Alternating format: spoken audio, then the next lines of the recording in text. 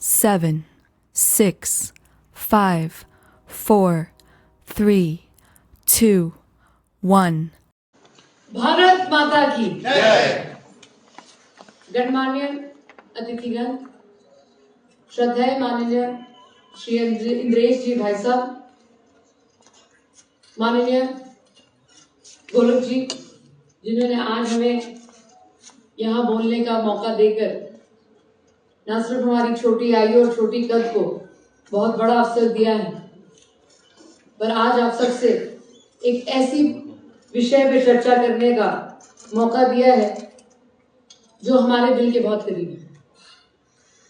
हम आज जम्मू कश्मीर विधानसभा में सबसे छोटी आयु के विधायक हैं, पर अक्सर हमारी आयु को देखकर जिस विषय पर चर्चा हम करते हैं तो लोगों को शायद ये लगता है कि हल्की बात करते हैं, पर आज हम आपसे साझा करना चाहते हैं कि शायद आपको ये नहीं पता कि भारतीय सभ्यता जो है पिछले 20 साल में खास तौर पर हमले से जूझ रहा है। हम जंग की परिस्थितियों में हैं और मैं ऑपरेशन सिंदूर जैसी जंग की बात नहीं कर रही।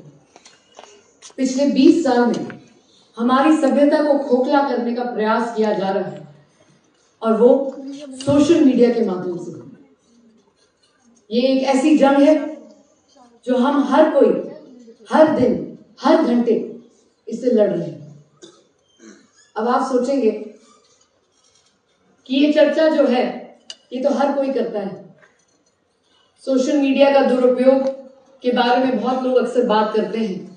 अक्सर कहा जाता है कि जो युवा पीढ़ी आगे आ रही है उसको मोबाइल फोन से दूर रखना चाहिए, पर आज हम आपको एक निजी उदाहरण देकर साझा करना चाहेंगे कि क्यों बहुत जरूरी है कि जिस मंच पे आज हम खड़े हैं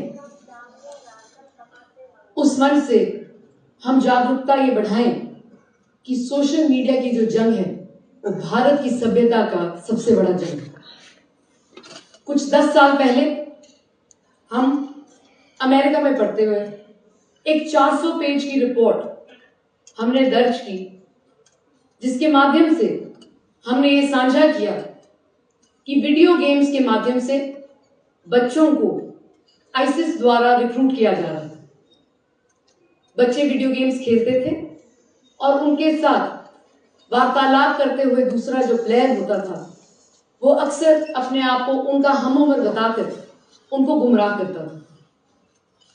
वो बच्चे फिर अपना बोरिया बिस्तरा बांधकर कैलिफोर्निया जैसे राष्ट्र से चलकर सीरिया पहुंचते थे, अपना घर बार छोड़कर, अपने बड़े बुजुर्गों को छोड़कर।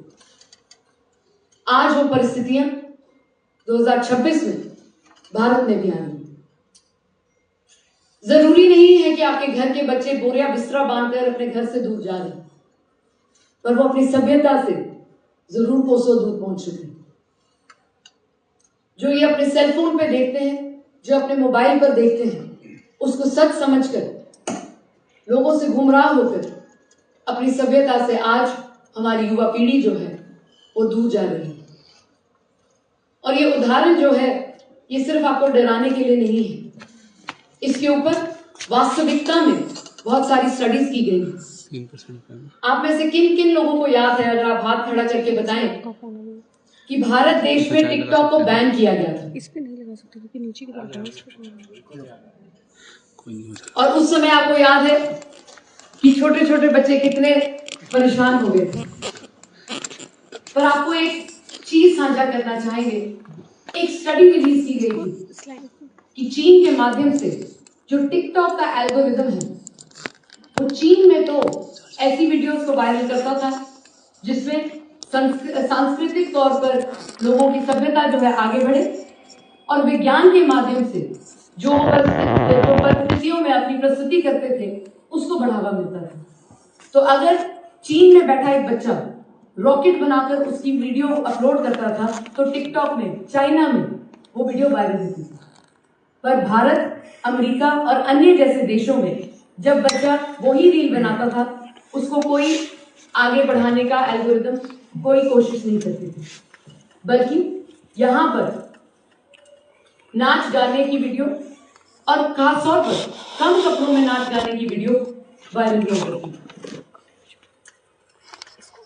मैं समझती हूँ जब भी मैं इस विषय पर चर्चा करती हूँ तो लोगों को ये बहुत एक तो हैरानगी महसूस होती है और हंसी भी आती है, पर ये बड़ा जरूरी है, क्योंकि जिस एल्गोरिदम से हम कंपीट कर रहे हैं उसने निर्णय ले लिया है कि भारतीय सभ्यता को एक एक धागा करके फिरो दें।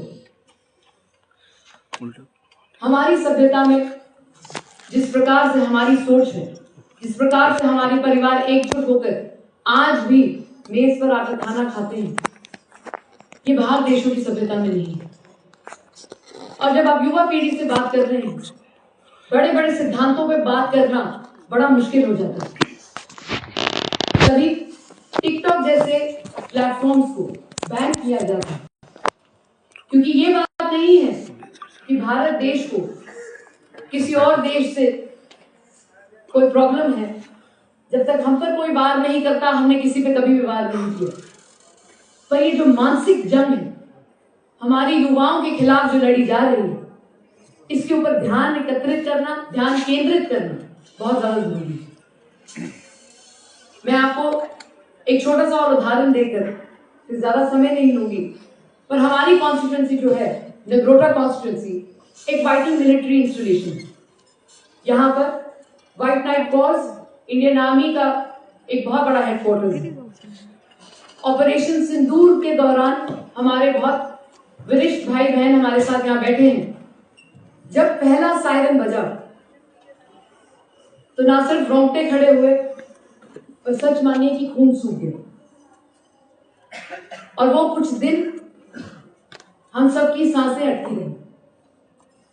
पर जब सीज फायर की अनाउंसमेंट हुई तो मुझे पता है कि बहुत प्रसन्नता हुई लोगों की कि चलिए, जो प्रदर्शन भारत देश ने पूरे विश्व में रखना था तो हमने ना सिर्फ रखा, पर एक इतनी उम्दा तरीके से रखा कि पूरे विश्व में एक संदेश किया कि अगर भारत देश के खिलाफ कोई आंख उठाकर देखेगा तो भारत को अपनी सुरक्षा करना बहुत बढ़िया तरीके से आता है। पर उसी रोज नगरोटा कॉन्स्टिट्यूंसी के लोग एक फेक न्यूज से जूझ रहे थे। सीज फायर का ऐलान हो गया और किसी ने ट्विटर एक्स के माध्यम से एक गंभीर आरोप आर्मी पर लगाया। आप मानेंगे नहीं, उस समय हमारे हाथ में फोन था और 1 मिनट के अंदर अंदर मुझे लगता है कि मुझे 12 से 13 फोन कॉल्स आंसर करनी पड़ी। और वो सिर्फ और सिर्फ दादियां, माताएं और बहनों के कॉल्स आ रही थी कि नगरोटा में क्या हुआ। सोशल मीडिया के दायरे में आप आज जाकर कुछ भी कह सकते हैं और आप एक लिविंग पॉपुलेशन में केओस क्रिएट कर सकते हैं। जिस बात पे ट्विटर पे चर्चा हुई, हम जमीनी तौर पर उतरे, आर्मी के साथ साथ लोकल एसएचओ और लोकल पुलिस थाने के साथ संपर्क बनाकर लोगों में वो बात फैलाई कि ऐसा कुछ नहीं है जो सोशल मीडिया के माध्यम से कहा जा रहा है। पर जो स्थानीय सच था उसको फैलाते फैलाते हमें कई सैकड़ों घंटे लगे।